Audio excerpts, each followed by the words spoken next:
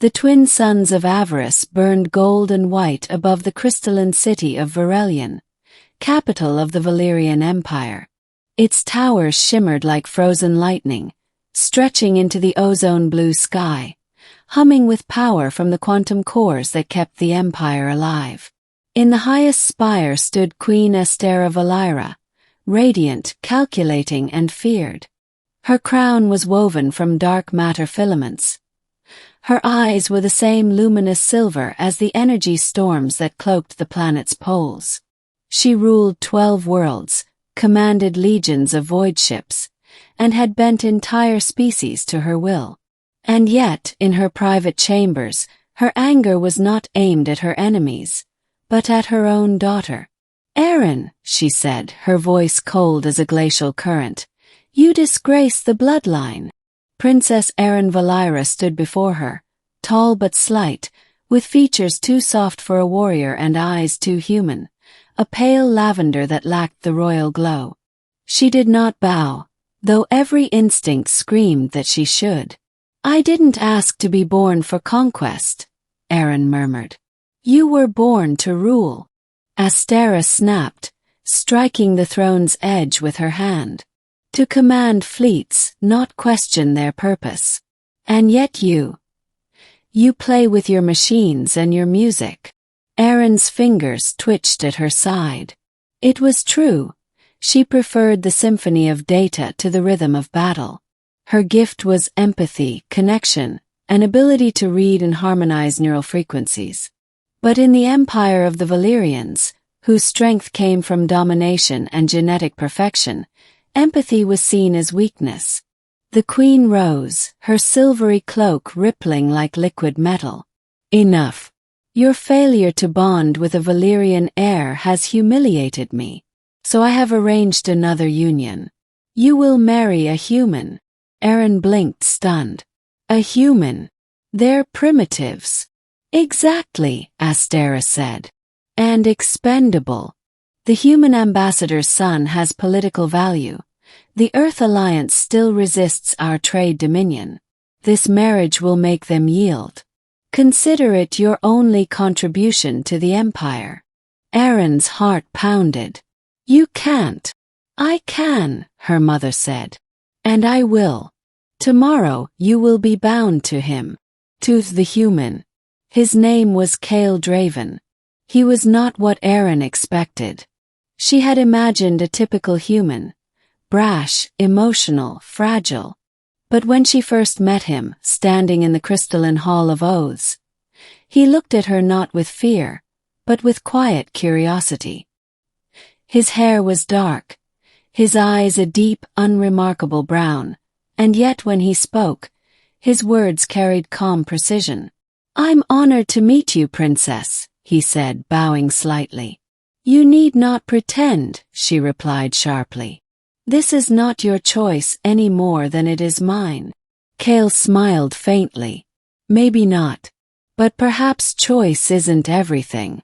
Sometimes meaning grows where it's planted." She didn't answer. She only turned away as the ceremony began, a fusion of light and thought, the joining of two neural signatures. The Valyrian priestess linked their minds briefly through the quantum bond. And in that single instant, when their consciousnesses brushed, Eren gasped. Kael's mind was vast. Not powerful in the way of a telepath or warrior, but alive. His thoughts resonated with memory, emotion, music, and loss. She saw glimpses of a world of oceans and storms, of laughter and rain, of a mother's voice calling him home. And he saw her, the lonely girl trapped in a palace of crystal and cold ambition. When the bond severed, both stood in silence, shaken. The exile. The queen wasted no time after the wedding. She assigned Eren and Kael to govern the remote colony of Virion 9, a desolate mining moon at the edge of the empire. It was exile in all but name. "Rule them quietly," Astera ordered. "And stay out of my sight." The journey took weeks through the warp tunnels. When they arrived, Varian 9 greeted them with scarlet skies and blackened fields of metal dust.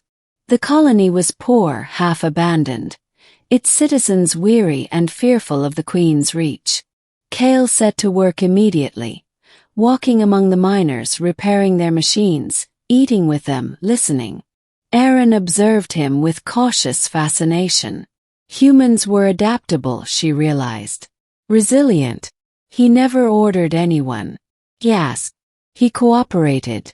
One night, beneath the red auroras of the moon, Kale found her outside the governor's dome, staring at the sky.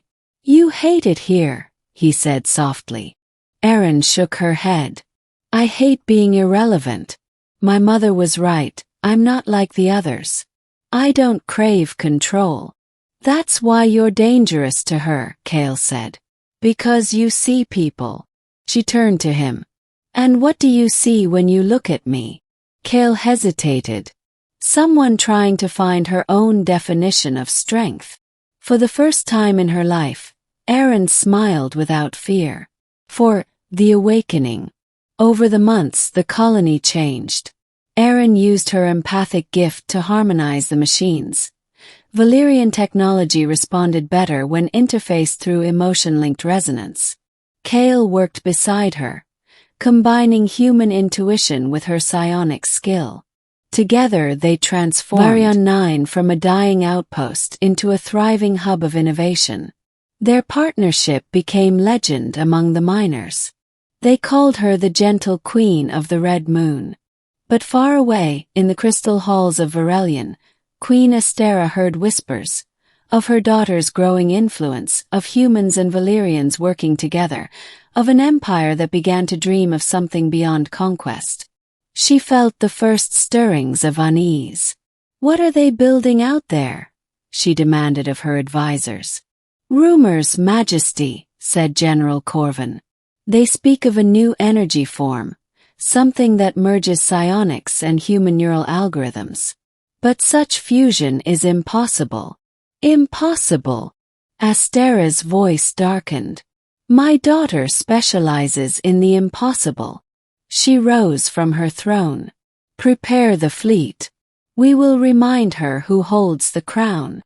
The discovery in the heart of the mining moon. Erin stood before a pulsing core of light. It was their creation, the symbiont engine, born from her psionic resonance and Kale's neural algorithms.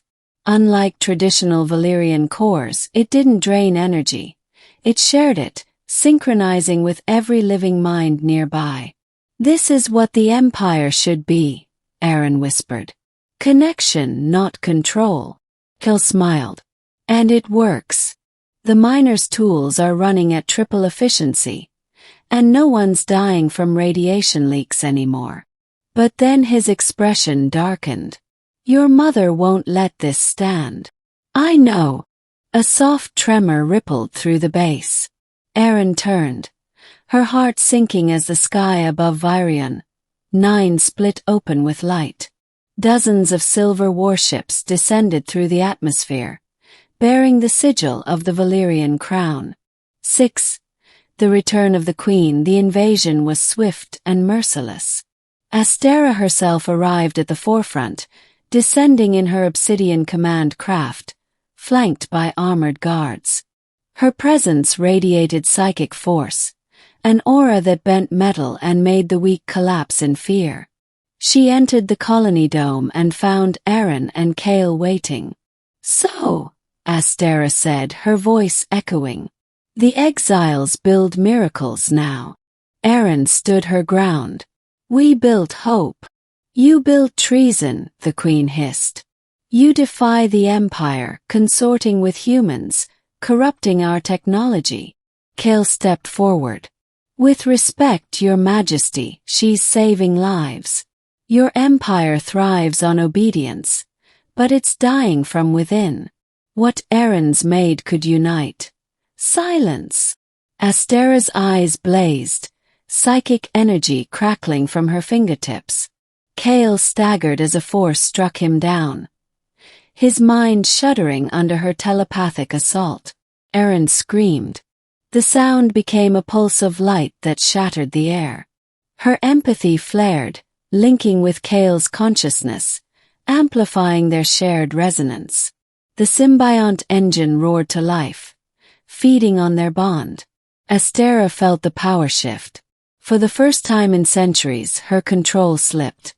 What are you doing?" she gasped. Aaron's voice trembled but did not falter. "Showing you the truth." The engine expanded its field, enveloping the queen in waves of empathic energy. Memories, emotions, lives, all flooded through her. She saw her daughter's pain, Kale's courage, the suffering of her people. For the first time, the great Astera Valira felt the weight of every mind she had ever ruled. And she wept. 7. The battle ended without bloodshed. The Queen's fleet, linked to her mind through the Royal Psionic Network, felt her surrender ripple through the connection. The soldiers lowered their weapons, stunned. Astera fell to her knees before her daughter. "I thought power meant control," she whispered. "But you've built something greater than empires." Aaron knelt beside her, tears shining in her lavender eyes. "I didn't want to destroy you, Mother. I wanted to save us all." Kale approached quietly, helping the Queen to her feet. "Empathy isn't weakness," he said. "It's evolution." The Queen looked between them, the daughter she had called useless, and the human she had despised. And for the first time in her long reign, she bowed. "Then teach me," she said. The New Dawn years passed. The old empire transformed. The Valyrian dominion became the concord of worlds, guided not by subjugation, but by shared resonance. The symbiont engine evolved into the heart nexus, a network that linked every species, every mind willing to join in unity. Queen Astera retired her crown, taking the title of High Steward.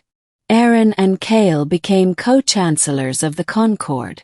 Their bond became legend, the first union of Valyrian and human, the foundation of a new civilization. Children sang songs of the gentle queen and the man of earth, who taught the stars to feel again. In the great plaza of Verelion, beneath the twin suns, a monument rose. Two figures standing hand in hand, surrounded by spirals of light representing every world they had touched. Astera often came there in her later years, cloaked and unrecognized, to look upon it. One day she found Aaron and Kale there too. They smiled as she approached. "You've done well," the former queen said quietly. "Better than I ever could." Aaron took her mother's hand. "You gave us what we needed, even if you didn't mean to." The old queen laughed softly. "A lesson in humility, then. My daughter taught the universe to bow, and I was the first." They stood together as the suns dipped low, bathing the city in gold. For the first time, the light that shone on Verelion was not the cold gleam of dominance, but the warm radiance of harmony. 9. Epilogue. The song of the stars. Long after they were gone, the Concord ships traveled to distant galaxies, carrying fragments of the symbiont engine. Each new world that joined the network added its song to the grand resonance, a universal melody of consciousness and peace. And on Earth, under a night sky filled with alien constellations, children still told the tale of the queen who forced her useless daughter to marry a human, of the daughter who found love where she was meant to find shame, and of the day when the proudest ruler in the galaxy bowed before them both, not out of defeat, but out of understanding. For in the end, the greatest empire is not built by domination, but by connection. And among the stars their names still echo, Aaron and Kale, the bridge between worlds.